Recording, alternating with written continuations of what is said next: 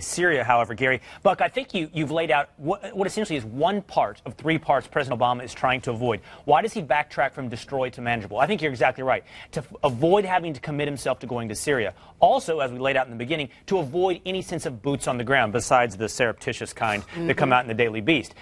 In order to destroy ISIS, you're not going to have to just go into Syria. You're going to have to put boots on the ground, definitely in Iraq and possibly in Syria. And finally, above all, he wants to avoid what Gary just said. He cannot get into a situation where he has to reconstruct Iraq and definitely Syria. By saying let's make them a manageable problem, he avoids all of those commitments. But this forces then the recognition that Obama doesn't want to have, which is that just because he wants it to be so does not make it so. That's been the problem for this administration across the Middle East, whether it's Egypt or Libya or now Syria and Iraq. The reality is that the people that came before him, including President Bush and others, had difficult choices to make in the Middle East. At least they recognized it as such and didn't think they had the magic answer, which was don't do stupid stuff. It's unfathomable this administration has been such a bunch of dilettantes on this issue, and at this point they're faced with the reality they cannot avoid anymore, which is that they have completely messed this whole thing up. And he doesn't avoid those commitments now by doing that. Is what he does is he just simply lets it fester, probably get worse, and then leaves it for whoever's coming in 2 years. And I think that's probably what they would rather see happen, is just leave it alone for now, and then somebody else can deal with it. But the danger of that is that ISIS brings the fight to us on our own soil. I mean, they've talked about it. They are amassing a huge army. They have foreign fighters that have Western passports, including American passports. We have a wide open southern border.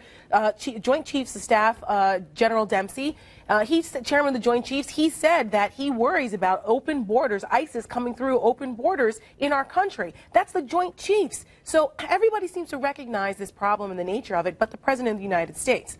Gary, I wanted to ask you, given the amount of talk we have about, look, they're beheading American journalists, clearly meant as sort of an attack on America, and also now they're talking about raising the flag of jihad over the White House. But if they were to hit us, I don't think anyone has taken the next step beyond that, which would be, we're not just going in with 300 boots, we would be going in all the way. If we had another 9/11 style attack on U.S. soil, planned and executed out of ISIS-controlled territory, any doubt in your mind that we would actually have a lot of boots on the ground?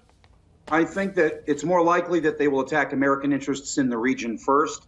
They'll eventually get to us, but it's going to be a decision by the commander-in-chief.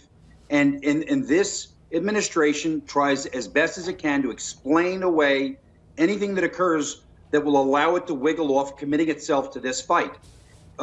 It's a